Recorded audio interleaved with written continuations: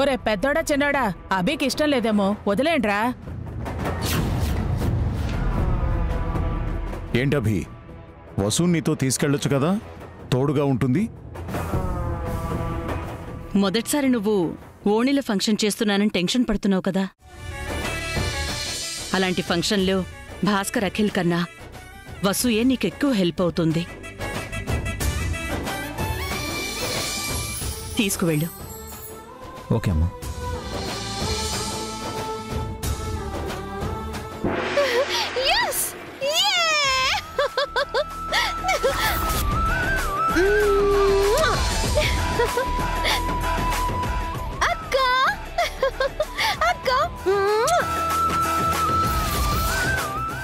బని బని బని బని బని.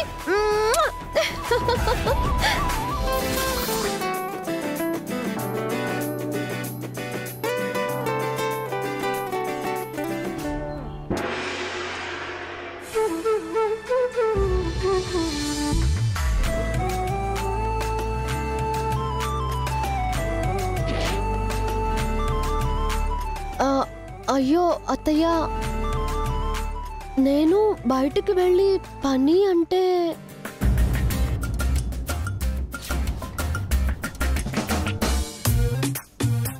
నీకిష్టం లేకపోతే మానేయమ్మా.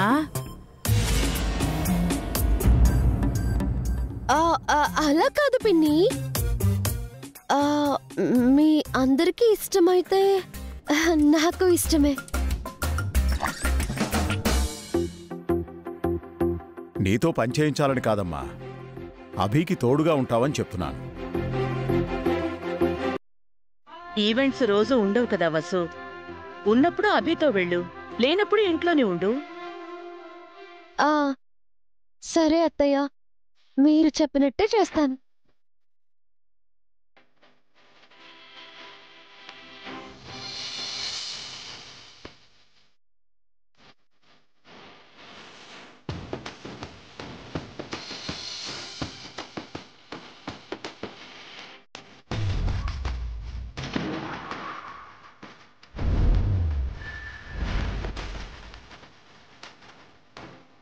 మమ్మీ, నానమ్మ తాతయ్య చెప్పినట్టే నువ్వు వినాలి.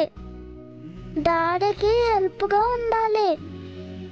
ఇంట్లో సోమరుగా ఉండకుండా బయటకెళ్ళి వర్క్ చేసుకో.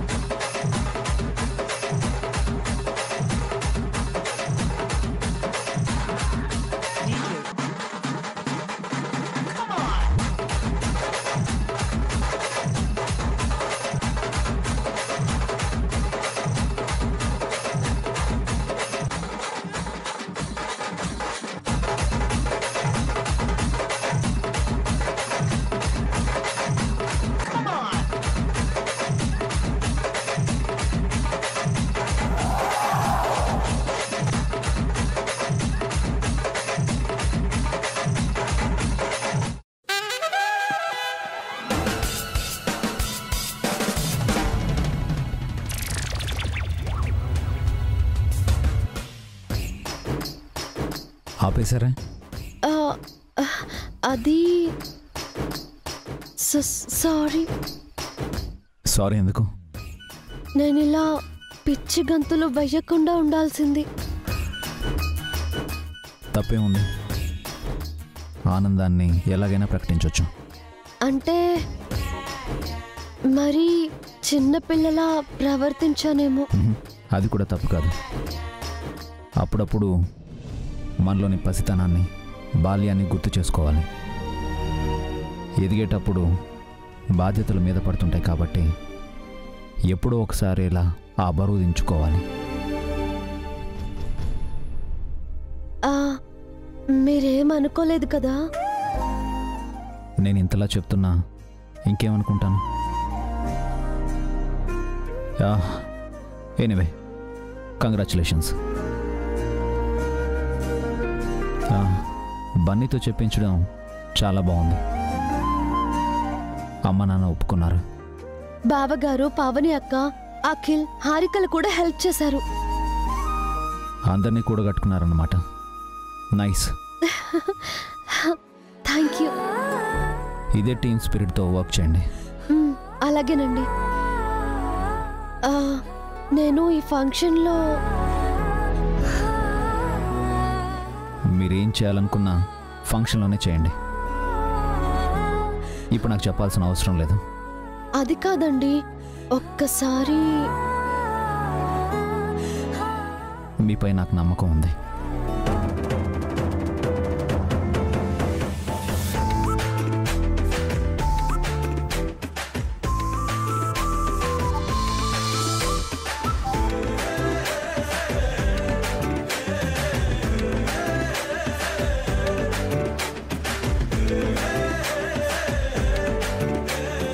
ఆపమ్మ, చాలు ఇంకాపు. నా వల్ల నువ్వు డాడీతో కలిసి ఈవెంట్ చేస్తున్నావు, అది మర్చిపోకు. అస్సలు మర్చిపోను Bunny. Thank you so much.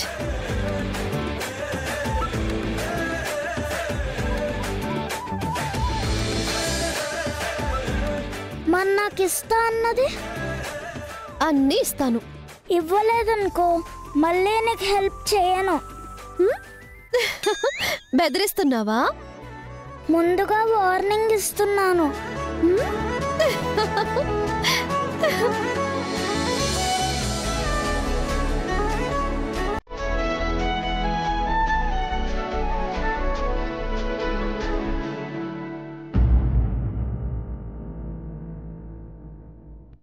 ఏంటే నువ్వు వసుకి సపోర్ట్ చేస్తున్నా?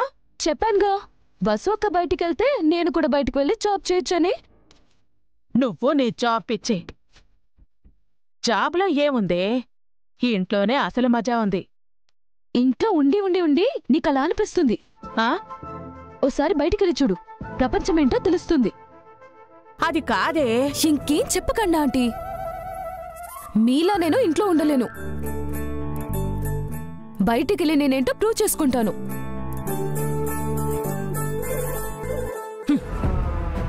ఛ! ఇది కూడా నా మాట వినట్లేదు. ఆ వసుని ఈవెంట్కు వెళ్లకుండా ఆపాలనుకుంటే అది జరగలేదు.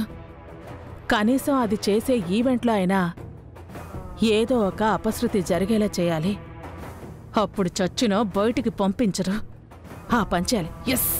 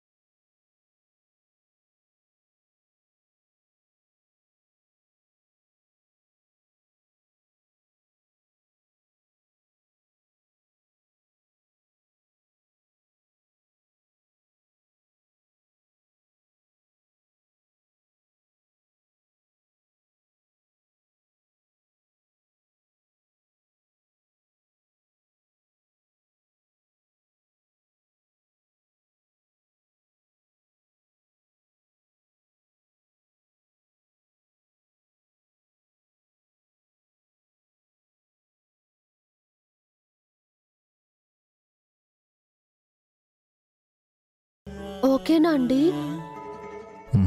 ఫైన్. నిజంగా ఓకేనా? పర్ఫెక్ట్. నా కోసమని అబద్ధం చెప్పట్లేదు కదా?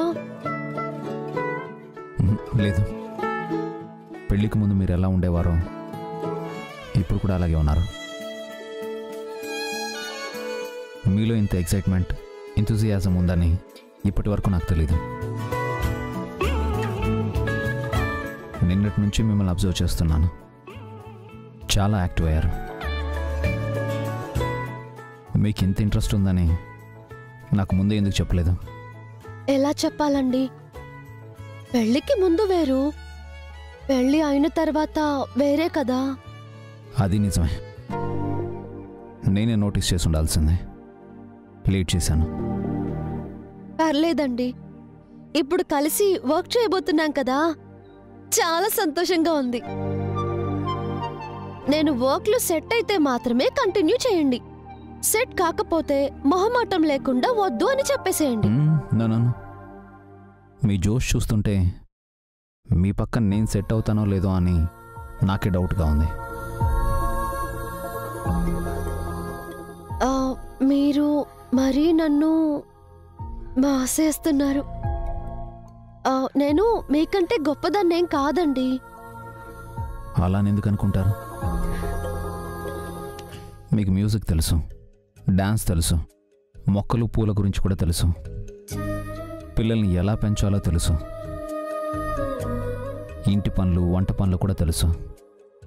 మీరు మల్టీ టాలెంటెడ్ అండి. ప్రత్యేకించి నాకొక్కదానికే స్కిల్స్ లేవులేండి. చాలా మంది అమ్మాయిలు చాలా రకాల పనులు చేస్తారు. You're right. కానీ మీకు అంత టాలెంట్ ఉందని, అన్ని స్కిల్స్ తెలుసని బయటికి చెప్పుకోరు కదా. ఎంత చదువు ఉన్నా సరస్వతీదేవి కర్రపడదు. ఎంత సంపద ఉన్నా లక్ష్మీదేవికి అహంకారం తెలీదు. ఎంత శక్తి ఉన్నా దుర్గాదేవి దౌర్జన్యం చేయదు. మీ ఆడవాళ్ళు కూడా అంతే.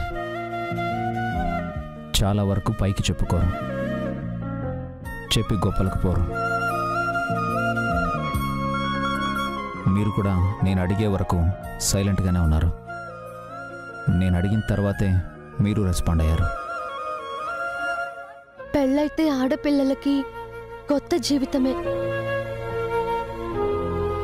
తన మనసు చదవగలిగే భర్త దొరికితే ఆ ఆడపిల్ల అదృష్టవంతురాలు. తనలో కళలున్నాయని, నైపుణ్యాలను భర్త గుర్తించాడని ఆ అమ్మాయి ఎంతగానో సంతోషిస్తుంది. భార్యను కేవలం భార్యగా చూసే భర్తొస్తే ఆ భార్య కేవలం వంటగదికి, పడక గదికే పరిమితమవుతుంది. ప్రోత్సహించేవాళ్లు లేక వంటింటి కుందేళ్లైన ఆడవాళ్లు ఎంతో మంది ఉన్నారు. వాళ్లలో నేను లేకపోవడం నా అదృష్టం.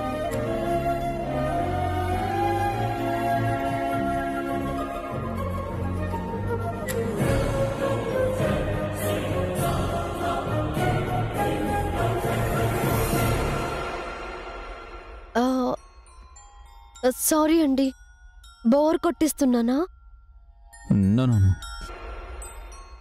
మీరు రెడీ అయ్యారుగా, ఇక నేను రెడీ అవుతాను. ఒక్క నిమిషం.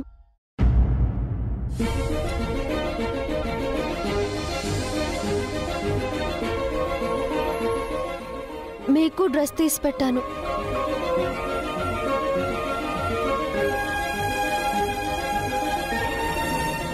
ఈ డ్రెస్ తీసారేంటండి? ఫంక్షన్కి ఇది చాలా బాగుంటుంది కదండి. ఫంక్షన్ రేపండి. ఈరోజు మనం ఆఫీస్కి వెళ్తున్నాం. అయినా ఏ డ్రెస్సే వేసుకోండి. ఎందుకు?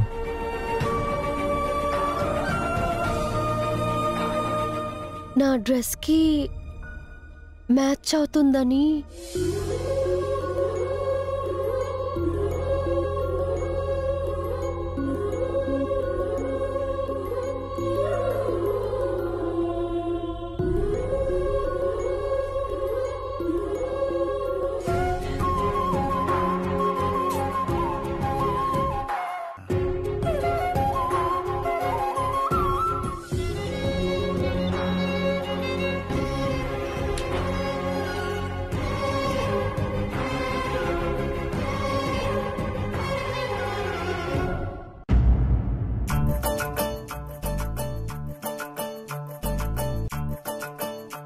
ఏంటాంటీ సునామీలో సర్వం కోల్పోయినదల్లా అలా కూర్చున్నారు?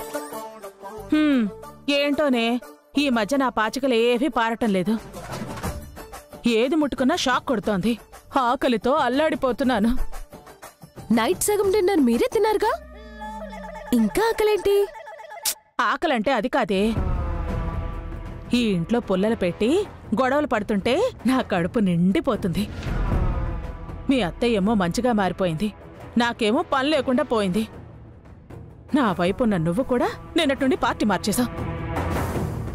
ఒంటరిదాన్ని అయిపోయాను. అయితే ఇప్పుడు మీకు బ్యాడ్ టైం నడుస్తుందన్నమాట. అలాంటిదేనే, నా జాతకం నుంచి శుక్రుడు పోయి శనిదేవుడొచ్చాడేమో. నాకెందుకో అనుమానంగా ఉంది.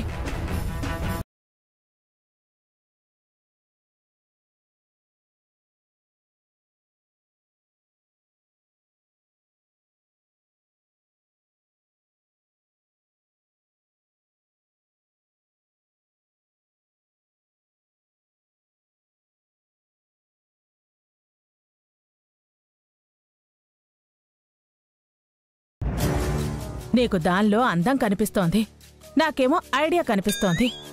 ఐడియానా? ఇప్పుడే వేడివేడిగా వచ్చింది. అలా ఎలా వస్తుంది? నా టైం బ్యాడ్ కాదే, నా జాతకంలో నుంచి శుక్రుడు ఇంకా పోలేదు. వసు అక్క, చుడిదారు నువ్వు ఎంత అందంగా ఉన్నావో తెలుసా? నీ ఏజ్ సగానికి తగ్గిపోయిందనుకో. పో హారిక. నిజమక్క, నేనిలా చూస్తే నువ్వు నా అక్క అంటే ఎవరు నమ్మరు. నా చెల్లెల్లా ఉన్నావు. మరీ అంతేం లేనులే, ఆఫీస్కి రెడీ అయ్యానంతే. ఆఫీస్కి ఎలా రెడీ అయితే ఫంక్షన్కి ఇంకెలా రెడీ అవుతావో. అందమంతా నీలోనే ఉన్నట్టుంది. అప్పట్లో నేను కూడా ఇలాగే ఉండేదాన్నమ్మా. కుర్రాళ్లంతా చూపు తిప్పుకోలేకపోయేవారు, వాళ్ల కళ్ళన్నీ నా వైపే ఉండేవి. అబద్ధం చెప్పినా నమ్మేలా చెప్పాలాంటీ?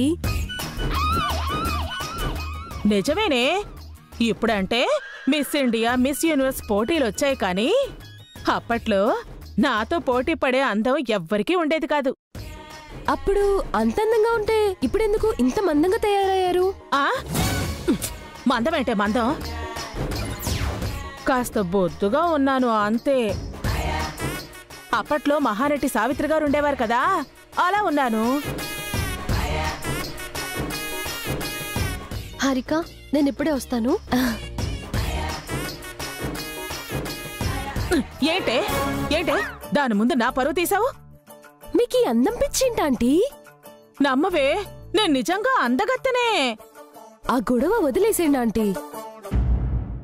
ఇందాకేదో ఐడియా అన్నారు కదా, ఏంటది? మీ వసు అక్కని తిట్టించే ఐడియా. ఎవరు తిడతారు? మీ అత్తయ్యే. ఎందుకు తిడతారు? వసు చుడిదార్ వేసుకుంది కాబట్టి. చుడిదార్ వేసుకోవడం తప్పేం కాదే. అబ్బా, మామూలుగా వేసుకుంటే తప్పు కాదే, కానీ మీ అత్తయ్యతో తప్పు అనిపిస్తాను, వసుని తిట్టిస్తాను. ఊరుకోండి ఆంటీ, ఇంత చిన్న విషయానికి అత్తే ఎందుకు తిడతారు? పిచ్చిదానా, చిన్న అగ్గిపుల చాలు పెద్ద అడవిని తగలపెట్టడానికి. సంస్కృతి సాంప్రదాయాలకు ఎంతగానో విలువిచ్చే మీ అత్తయ్య ఈ చుడిదార్ ఫ్యాషన్ని ఒప్పుకోదే. ఈ రోజుల్లో అందరూ చుడిదార్ వేసుకుంటున్నారు, వయసు పైపడిన వాళ్ళు కూడా వేసుకుంటున్నారు కదా. కాని వసు వేసుకోవడం తప్పని మీ అత్తయ్యతో అనిపిస్తాను, గొడవ పెడతాను, నా కడుపు నింపుకుంటాను. Impossible aunty. రా చూపిస్తాను, పద రా.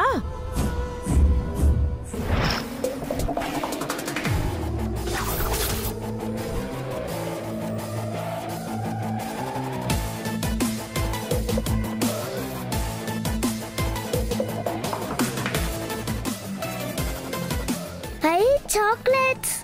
మన డీల్ ప్రకారం 3 చాక్లెట్స్ ఇస్తాను అన్నాను, ఇచ్చాను. చాక్లెట్స్ మాత్రమేనా? ఐస్ క్రీమ్స్ కూడా అడిగాను కదా మమ్మీ. అన్నీ ఒకసారేనా? ఐస్ క్రీమ్స్ ఈవినింగ్ ఇస్తాను. ఇంకోటి కూడా ఇవ్వాలి. ఏంట్రా, ఒక చిన్న మాట సహాయానికి ఇంత పెద్ద ప్యాకేజ్ అడుగుతున్నావు? హలో, చిన్నదైనా పెద్దదైనా హెల్పేగా. నన్ను ఎంతగా బ్రతిమలాడావో అప్పుడే మర్చిపోయావా? ఇప్పుడు నువ్వు ఈవెంట్కి వెళ్తున్నావంటే అందుకు కారణం నేనే. అందుకేగా నువ్వు అడిగినవన్నీ ఇచ్చాను.